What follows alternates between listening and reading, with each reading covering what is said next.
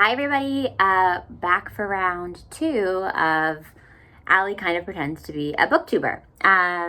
Thank you again for your continued support for the podcast. Always so grateful for all the members of this Patreon family of ours. I'm going to let you know ahead of time, I'm not feeling so hot today. So, I'm working with the energy that I have. My nose is a little red. I feel a little just not my best, but that's okay. I'm going to tell you about what I read in February outside of the podcast. So here's the thing. I didn't read that much in February because I was reading so much for school. So I'm bummed about it because I read a ton in January. I read a lot of things I really liked in January. I was having a lot of fun with reading in January. And then February, school just kind of hit me like a ton of bricks and then it didn't continue. So I don't have as much to share with you, and I guess I will say that I'm really hopeful that March will feel different. I'm a little bit more in the routine of school. I'm recognizing that I need to make time for reading or else I'm just going to feel sad because I have felt a little bit sad not reading as much in February. So this will be a shorter video, but I will not hold back, of course, when I tell you what I think about what I read. Okay, so Motherhood by Sheila Heti. This was required reading for my autofiction class. Truthfully, had never heard of it. It seems like a lot of people on Instagram had, so I was way late to the party on this one. For those who don't know, and I'm still kind of figuring it out too in this class, autofiction basically suggests that there's this very fuzzy line between what's real and what's fake. And obviously, most authors sort of inform even their fiction with pieces of their real life. So that makes autofiction kind of this weird genre to investigate because, to some extent, isn't everything sort of autobiographical? So that's something I've been grappling with in this class because I think I'm learning that I can be kind of literal. And so I'm well, I don't understand why you have to investigate this. Obviously, everything has some autobiography to it. Anyway, that's my shit. Motherhood has fairly openly been discussed as autofiction. One of the sort of sticky things about autofiction is that authors get sort of bent out of shape when things are construed as memoir or autobiographical. If they're not, Luster by Raven Leilani is a good example. She's been very upfront about how that's a novel, it's fiction, but there's a lot of speculation about how it seems suspiciously memoir adjacent.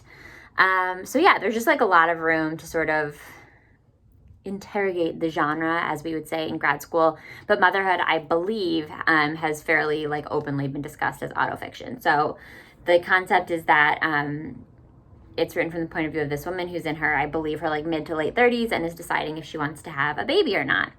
And the thing that I liked the best about it was it has this really interesting format. And it opens with a note from the author about this technique called I Ching, which is a technique that originated in China where you can flip 3 coins and then there's different sort of fortune-telling qualities a little bit. So depending on how the coins flip or how the coins flip over a sequence of coin flips, it kind of gives you your answer about what's going to happen. So the way that the author sets the book up is by saying in the pages that follow, 3 coins are used, a technique inspired by the I Ching, but not the actual I Ching, which is something different. And then the further note says, in this book, all results from the flipping of coins results from the actual flipping of coins. So you can see in the book, she's asking herself these questions. I'll show you. Am I doing it right? Okay, now I'm doing it right.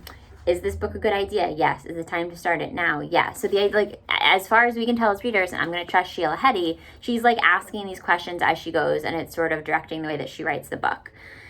And then there's also, of course, all of these very interior sections about whether or not she wants to have a baby, whether or not she feels like she wants to be a mom.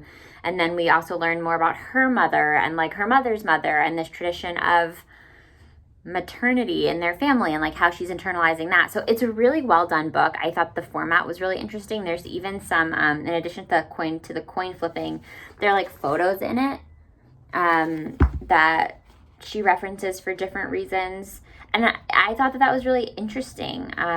It was something different from what I've read in a long time. It was not light reading, especially because I'm 30 years old and in the phase of my life where I feel everybody is figuring out if and when they want to have babies, and that feels a little bit stressful.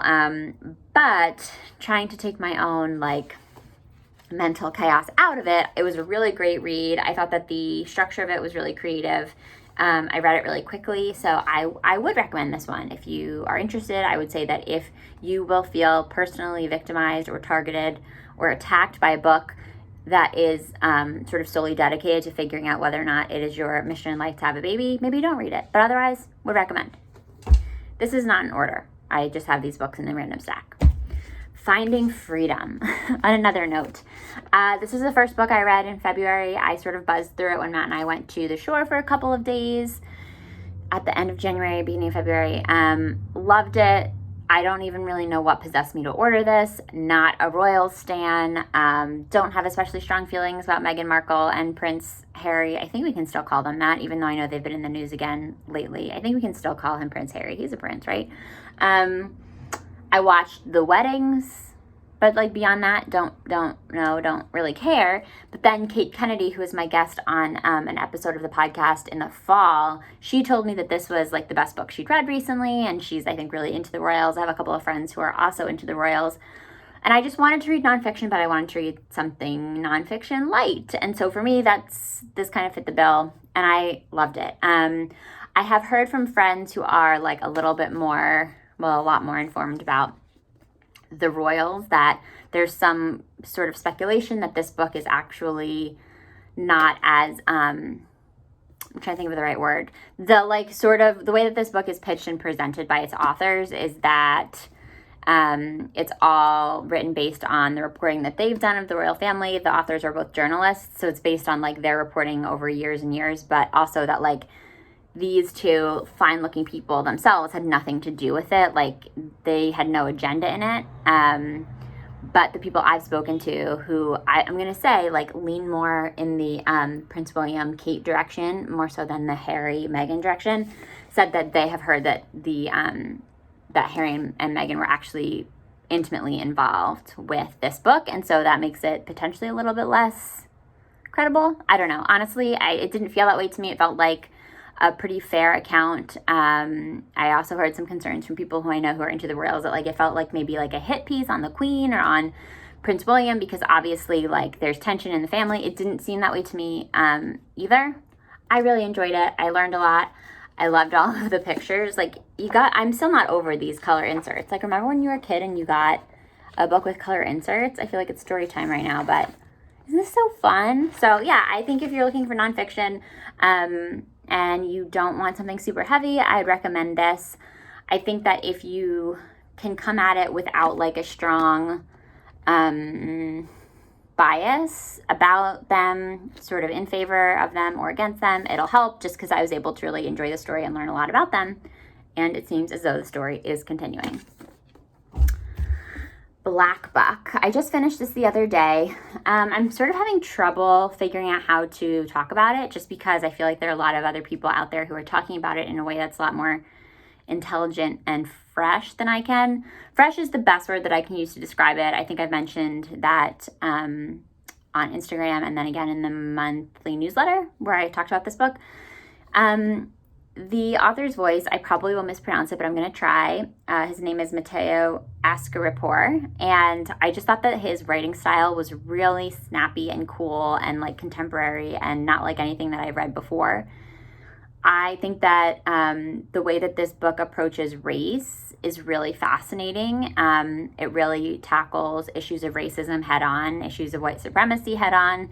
And I'm taking a class in race and I told you I'm not feeling well, in race and ethnicity right now. And so, I don't know, I guess I feel like every time I read a book that touches on racism or race in any sort of way, my like brain is just working at a completely different level now, because I have all of this like academic reading now in my brain about race. It's about a young Black man who takes an opportunity to sort of become part of this like fledgling, very grassroots sales organization at a startup company, a startup mental health company, which feels like very of its time. And he finds that like his boss, who's this really like hateable character named, why am I forgetting his name? I want to say Clay. It's a weird, it's like a very, Clyde, of course his name would be Clyde. The guy who he's working for, Clyde, is very racist, makes a lot of overtly racist comments about Buck, our main character, in public.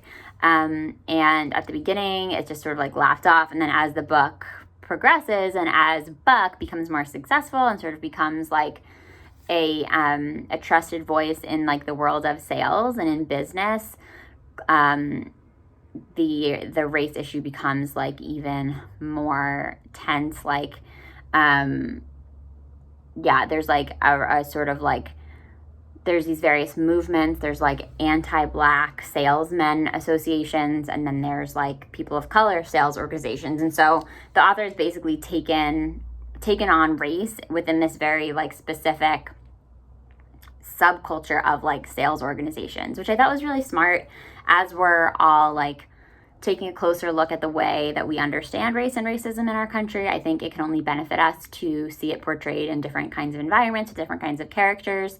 And so this was really well done. I also like the format of it, sort of like the perspective, which is that the main character, Buck, like is telling this story in retrospect, and he's had all of these other things happen to him since. It's kind of a story within a story that way, and I would recommend it. I think it's worth the hype, and I think I did a pretty good job of explaining it, but I'm telling you, there are so many great reviews out there about this book. And if you feel like I did not do a great job of explaining, blame my cold, and also check out the other reviews. So I'm my Kindle. I'm currently reading an e-galley of a book called Twice Shy.